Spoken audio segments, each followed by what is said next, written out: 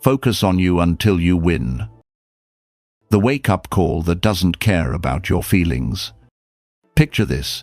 You're lying in bed, thumb scrolling, refreshing like the next swipe might finally unlock the life you've been promised. Notifications pop, hearts flash, comments drop, and yet the relief never really arrives, does it? We've all been there. That quiet moment when the glow of the screen fades and you're left with a nagging thought. Is this it?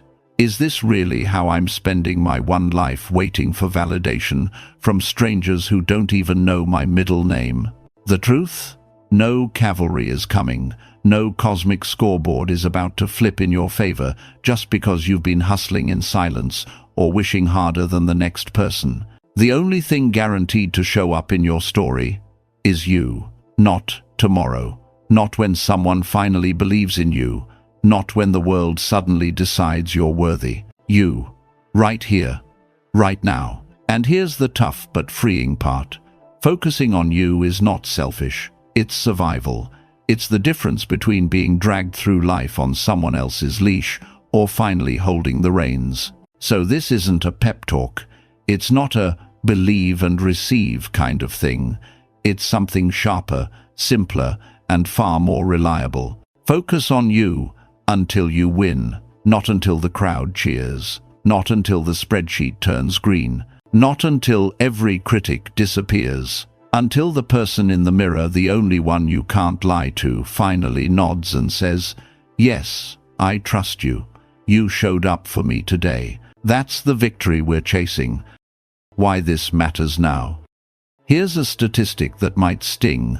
Studies show the average person checks their phone 96 times a day. That's once every 10 minutes. Every time you check, you're pulled into someone else's agenda, someone else's scoreboard. No wonder you feel scattered. And yet, look closely. In every crowd, in every workplace, in every group chat, you'll notice something strange. Almost everyone is stuck in the loop of waiting, scrolling, comparing. But a rare few, maybe 1 in 100, move differently. They're calmer, they're focused, they're not chasing applause, yet somehow the world leans toward them. What's their secret? It isn't luck, it isn't a genetic gift, and it's definitely not another 4 a.m. hustle mantra. It's something far older and far more practical, the Stoic way of focusing inward until outward success becomes the side effect. That's what we're unpacking today. 4 principles, brutal in their honesty, but kind in their power. Each one a step away from distraction and back toward yourself. Stay with me. By the end, you won't just have ideas, you'll have tools you can practice tonight. Tools to stop waiting for permission and start building a life that wins on your terms. Let's begin. Section 1. Principle 1. Own the real estate between your ears. Marcus Aurelius once wrote, "The soul takes the color of its thoughts." In modern language, that means your head is prime real estate, and you're both the landlord and the tenant. But here's the problem. Most of us rent out space in our minds to the noisiest bidder. That one snarky comment on Instagram, suddenly it's squatting in the penthouse suite. That awkward moment at work last week, still echoing in the conference room of your brain like it's paying premium rent. Imagine your mind as a high-rise building in the middle of Manhattan. Every thought is a tenant. Some pay on time, focus, gratitude, self-respect. Others trash the place, anxiety, jealousy, regret. You wouldn't hand the keys to a stranger off the street, so why do we hand over the keys of our headspace to every passing opinion? The Stoics treated the mind like a fortress. They called it the inner citadel, a mental stronghold. No insult, no market crash, no breakup could breach without permission. And here's the kicker. You are the gatekeeper. You decide who crosses the drawbridge. So how do you actually practice this? With a drill I call the first 5 seconds. Tomorrow morning, when your alarm fires, freeze for just 5 seconds before moving. Notice the very first thought that pops up. Is it, ugh, not enough sleep? today is already ruined? Or is it another shot to act like the person I said I wanted to be? Same beep, different thought, different color for the day. Now here's the exercise. 1. Catch the first tenant. Write it down. If you can, sticky note, notes app, doesn't matter. 2. Judge the rent. Does this thought deserve the penthouse suite, or does it need to be evicted? 3. Repaint the walls. Replace it with one sentence that sets the tone. Today is my shot to practice courage. Or, I can't control everything, but I can control my effort. 4. God, really? Do this for 7 mornings in a row. By the end of the week, you'll start to feel it, the weight shift from being dragged by your moods to guiding them. Because here's the truth most people never realize. If you don't own your mind, someone else will. Ads, algorithms, old critics from your past, they're all standing in line, waiting for a free lease. But the moment you take the keys back, something changes. You stop being a tenant in your own life and start being the landlord of your destiny. Focus begins here in the 6 inches between your ears. Own that space, and the rest of the world falls into place a little easier. Section 2, Principle 2. Make solitude your gym, not your cell. Here's a hard truth. Most people are terrified of being alone. Silence feels like punishment, so we drown it out with playlists, TikToks, or endless just checking in texts. But solitude, the Stoics argued, isn't a prison. It's the training ground for self-mastery. Epictetus once said, "Be content to be thought foolish." Translation: don't waste your energy proving yourself to the crowd. The real work happens when no one's clapping, no one's watching, and no one's refreshing your feed. Picture this. An athlete trains hardest behind closed doors, where the cameras don't reach. A musician rehearses the same bar of music 100 times before ever stepping on stage. Why? Because the invisible reps build the visible results. Your life works the same way. Every quiet hour you spend learning, journaling, or practicing resilience is a rep that no one can take away. Here's a challenge I call the 30-day silence pact. For 30 days, make a simple rule. No posting about your goals. No humble brags. No big things coming soon captions. Do the work, but don't advertise it. At first, it'll itch. You'll crave validation. You'll want someone to pat you on the back for that gym session or late-night grind. Let it itch. By day 10, the craving starts to fade. By day 20, you'll notice a strange new calm. By day 30, you'll feel dangerous because your motivation no longer depends on applause. Solitude, in this light, isn't isolation. It's forging. Every page read alone, every mile run without posting the Strava screenshot, every project worked on in secret is a deposit into the account of your future self. And here's the beautiful paradox. When you no longer need the world to notice, the world starts noticing. The results speak louder and clearer than any caption ever could. So treat solitude like a gym. Step into it willingly, sweat a little in the silence, and walk out stronger. Because the person who is comfortable being alone can never be controlled by loneliness. And that kind of independence, that's magnetic. Section 3. Principle 3. Pay tuition, not penalties.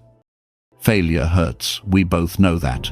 The missed promotion, the rejected manuscript, the date who never texted back. Most people treat those moments like parking tickets, penalties to sulk over, proof they don't belong. But the Stoics had a better frame. Seneca wrote, "Difficulties strengthen the mind as labor does the body." Every rejection, every no, isn't punishment, it's tuition. It's the fee you pay to level up. Think of it like this. College students drop tens of thousands of dollars for classes. You got feedback from life for free. Every failure is a professor in disguise. You can either sit in the back sulking or take notes and graduate stronger. Take Marcus Aurelius, for example. He lost battles, made mistakes, buried children he adored. If anyone had cause to rage at the universe, it was him. Instead, he turned grief and setbacks into entries in his meditations notebooks that still guide us 2,000 years later. He didn't pay penalties, he paid tuition. Here's a practical way to flip this switch. Start a tuition journal. Every time you face rejection, loss, or embarrassment, write it down. But don't stop there. Add 2 lines underneath. 1. What broke? Be brutally honest. I wasn't prepared. I rushed. I ignored feedback. 2. What's the tuition? One specific skill or lesson you can apply next time. That's it. 2 questions. It turns the sting into strategy. Here's an example. Event. Client bailed on contract. What broke? I overpromised a timeline I couldn't control. What's the tuition? From now on, I'll build in buffer time and underpromise. Next time, you walk in wiser, and that wisdom compounds like interest. Remember, every no is not a wall, it's a toll booth. Pay attention, and you walk through with more than you had before. Failures aren't proof you're unworthy. They're proof you're enrolled in the toughest, richest school on earth, life itself. And every lesson learned is a receipt for the stronger version of you being built. Section 4. Principle 4. Keep the inner scoreboard, ignore the jumbotron. Here's the trap most of us fall into. We measure ourselves by the world's scoreboard. How many likes, how many followers, how many digits in the bank account. That big flashing jumbotron in the sky that seems to broadcast who's winning and who's losing. The Stoics would shake their heads, because that scoreboard, it's not yours. Marcus Aurelius put it simply, it is not what happens to you, but how you react to it that matters. Translation, the real game is internal. Think of your life like basketball. The crowd roars, the scoreboard ticks, but the best players don't play for the noise, they play for the craft. The passes, the discipline, the teamwork. The Stoic version is this: your craft is your character. That's the only scoreboard you control. Here's how to keep score where it counts. Every night, before bed, ask yourself just 2 questions. Keep it brutally simple. 1. Did I act like the version of me I respect today? 2. Did I treat at least one person fairly, even when no one was watching? If the answer's yes, you won the day, whether or not your follower count budged, whether or not your boss clapped for you, whether or not the algorithm liked your face.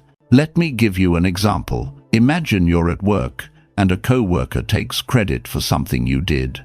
The external scoreboard screams, "Unfair, you lost."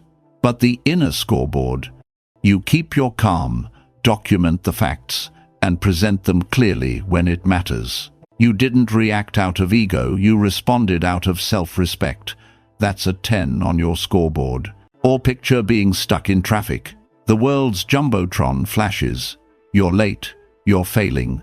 But your scoreboard says, I stayed patient, listened to a podcast, arrived with my sanity intact.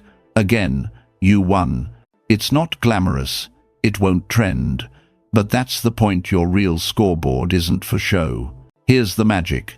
When you keep winning on the inside, the outside tends to catch up anyway. Promotions, opportunities, relationships, they gravitate toward people with a strong, steady inner game. So tonight, before the lights go out, check your scoreboard. If you averaged above an 8, celebrate quietly. If it was a 5, don't sulk. Just know the trophy was never made of metal anyway. It was always made of integrity. The external jumbotron is noise. The inner scoreboard is signal. Play for the signal, and you'll never lose. Mid-roll check-in. If something so far has clicked, if even one line made you pause and breathe, do me a quick favor. Hit the like button.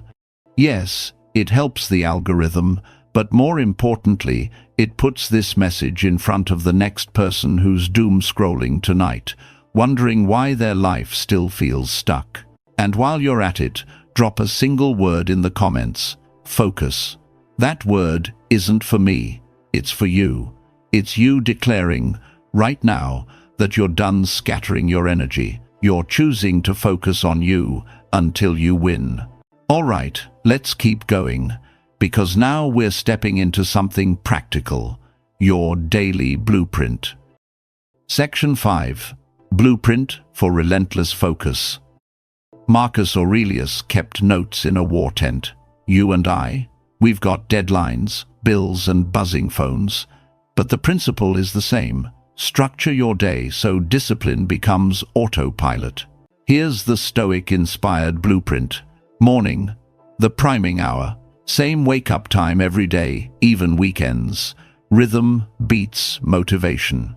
10 minutes of journaling. Try this. Write, obstacles today are, then finish with, I'll greet them by.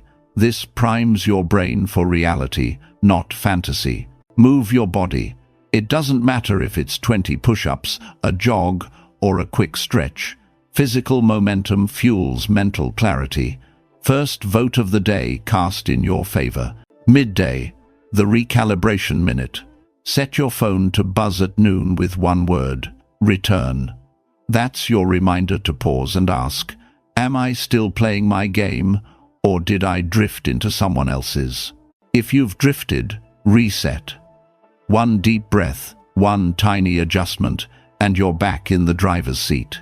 Evening, the honest review. Phone sleeps in the kitchen. You sleep in your bed. Guard that boundary. Read 10 pages of something nourishing: philosophy, history, or biography. It's insulation against the world's constant noise.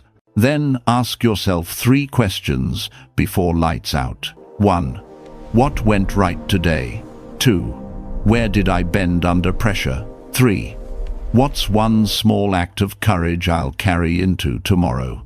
Do this for 7 days and you'll notice the shift. Do it for 30 and you'll feel unrecognizable in the best way. Remember, storms don't wait for you to prepare. They arrive when they want. This blueprint isn't busy work, it's you stacking bricks. So when the storm hits, you don't crumble, you stand. Section 6. Motivation is a laggard. Here's a truth most people never hear. Motivation almost never comes first. Action does. Think about the mornings when you've been waiting for the feeling to kick in, the perfect playlist, the caffeine buzz, the magical spark. How often did it arrive? And even if it did, how often did it last? The Stoics knew this centuries ago. They didn't sit around waiting to feel like practicing virtue. They acted. Then the feeling followed. Epictetus would say, first say to yourself what you would be, and then do what you have to do. Let's put this into real-world terms. Fitness. Example. You don't need the fire of a Rocky training montage. You just need to lace your shoes and jog to the mailbox. Once you're outside, momentum carries you to the corner, then maybe around the block. Suddenly, you've done 2 miles. Writing example. You don't need to wait for the muse. Open a blank doc and type 1 messy paragraph. By the 3rd, you're in flow. Business example. Don't wait until you feel brave enough to pitch. Send 1 clean email. By the time you get to your 3rd pitch, your brain has already shifted gears. It's what I call the 2-minute rule. Shrink the start until it's almost laughable. 2 minutes of push-ups, 2 minutes of writing, 2 minutes of cleaning your kitchen counter. The ego screams, this is too small to matter. But the ego's wrong, because 2 minutes is the ignition switch. Once the engine turns over, momentum outruns the quit. The Stoics would smile at this. Marcus Aurelius didn't say, wait until you feel noble. He said, at dawn, when you wake, tell yourself, I rise to do the work of a human being. Notice the difference. Work first, feelings second. So here's the challenge. Tonight, pick one area where you've been stalling: health, creativity, money. Tomorrow, give it 2 minutes. That's it. Because the secret isn't waiting for motivation to show up. The secret is realizing motivation is a laggard. It follows you. Section 7. Quiet rebellion against the attention vortex. The average adult checks their phone 96 times a day. That's once every 10 minutes. Think about that. 96 little leash tugs, 96 cracks in your focus, 96 times your brain is pulled out of the present and into the noise. No wonder you feel drained before lunch. You've been handing out slices of your attention, like free samples at a grocery store. Here's the Stoic truth. Attention is your most valuable currency. Where it flows, your life goes. If you let every ping and headline claim a piece, no wonder the scoreboard feels empty. So, how do you fight back with a quiet rebellion? Step 1. Delete what monetizes your swipe. Social apps aren't free. They're extracting your focus and selling it back to advertisers. Pick one app and delete it for a week. Notice the phantom limb. Your thumb will twitch toward the empty space. Let it twitch. By day 3, the craving weakens. Step 2. Buy back your mornings. Get an alarm clock. Put the phone in another room overnight. That one move turns your first thought of the day from "What did I miss?" into "What do I choose?" Step 3. Scheduled social windows. Instead of grazing 96 times a day, create 2 windows, say 12 p.m. and 7 p.m., 30 minutes each. That's it. The rest of the time, apps stay closed. You'll discover something radical. Most urgent notifications aren't urgent at all. Step 4. Protect boredom like it's gold. The first week, without constant scrolling, feels like withdrawal. The second week, the fog starts to lift. By the third week, something magical happens. Boredom shows up. And boredom is where your best ideas are hiding. It's the mental space where your brain stops reacting and starts creating. The Stoics didn't call it digital detox. They called it guarding your inner citadel. Epictetus would smile at this because every time you resist the pull of the vortex, you're telling the world, "My mind is mine. My focus is mine. My life is mine." Here's the practice. Tonight, before bed, set your phone in another room. Tomorrow morning, buy back your first hour. Journal, walk, stretch, anything but scroll. Do that for 7 days. You'll feel the difference not in likes, but in your lungs. Not in clicks, but in calm. That's the quiet rebellion. You don't have to shout, you just have to reclaim the steering wheel. Section 8. Relationships run on inner scoreboards too. Here's a paradox. The best relationships come from people who don't need them to survive. Think about it. When you text someone only to get validation, they can feel that hunger in every bubble you type.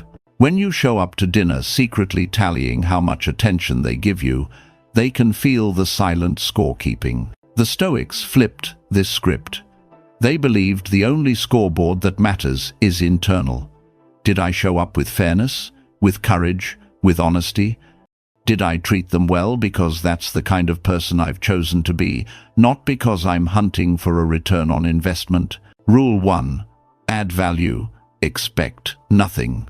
Send a message because you genuinely wish them well, not because you're desperate for a reply. Offer help without keeping a mental tab. Do it once, then let it go. True generosity has no receipt. Rule 2. Ask better questions. Instead of, "How was your day?" try, "What's the best moment you've had this week?" Curiosity without strings is magnetic. It says, "I see you," not "validate me." Rule 3. Protect your side of the street. You can't control whether someone texts back in 10 minutes or 10 days. What you can control is whether you stay respectful, whether you maintain your boundaries, whether you stay true to your own standard of character. The Stoic practice here is simple. At night, score yourself, not them. Did I keep my integrity, even if they didn't? Did I treat them fairly, even if they forgot me today? Did I act like the friend, the partner, the human I want to be? That's your scoreboard, and when you keep it clean, something powerful happens. Relationships deepen naturally because people trust those who don't demand constant reassurance. So if you've ever felt the urge to over-explain, to chase replies, to keep silent, score, pause, breathe. Remember, your worth isn't rented from someone else's approval. You already own it. And here's the hidden gift. When you stop clutching, connections stop slipping. They grow, they breathe, they last. Section 9. Patience, worn as aggression.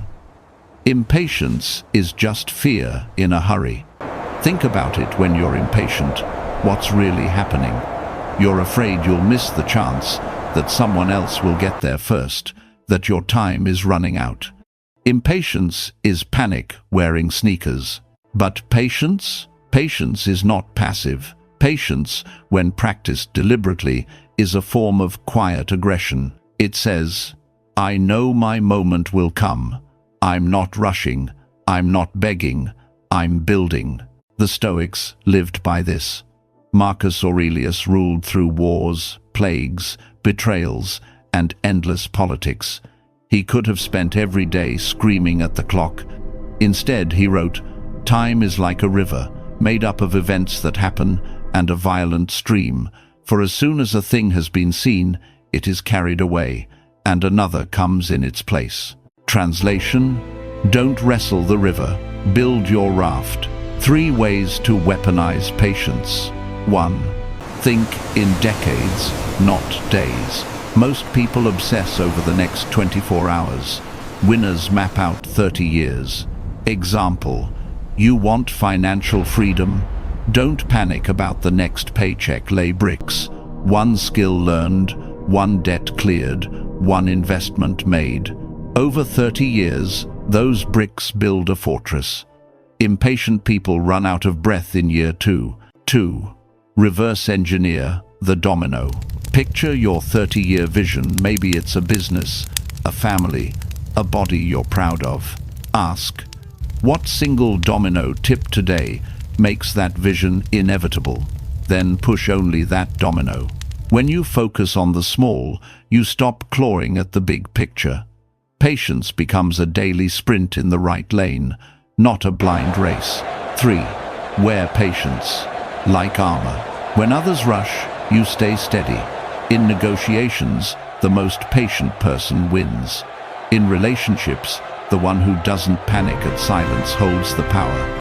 At the gym, the one who shows up for years outpaces the one who burns bright for weeks. Patience, when visible, is intimidating. People mistake it for unshakable confidence. In truth, it's just trust in the long game. So here's the exercise. Tonight, write your 30-year vision. Big, bold, maybe even embarrassing. Then, underneath, write the 1 action this week that aligns with it. Do it. Forget the rest. Because here's the secret. Patience is not waiting. Patience is moving forward so steadily, so consistently, that the world eventually realizes you cannot be rushed, broken, or ignored. That's not passivity. That's power. That's aggression dressed in calm. The empty stands. Remember that old feeling of waiting, waiting for permission, waiting for applause, waiting for proof that you were finally enough. Here's the truth the Stoics knew and lived by. The stands are empty, always were. No boos, no cheers, just you, the field, and the clock. That's it. Every time you delay your progress, telling yourself you'll start when they approve, when they notice, when they clap, you're giving power to a crowd that doesn't exist. The crowd is a ghost. The only voice that matters is the one inside you, the the one that sees every promise kept or broken. So here's the shift.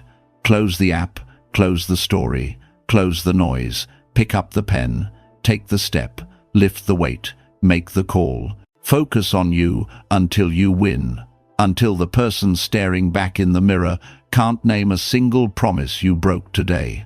Do that long enough, and the external scoreboards, the likes, the salaries, the applause, they'll tilt in your favor as a side effect, not as the prize. The prize is you. You, solid and unshaken, standing in the middle of an empty field, knowing you don't need an audience to validate your work. The clock is running. Good.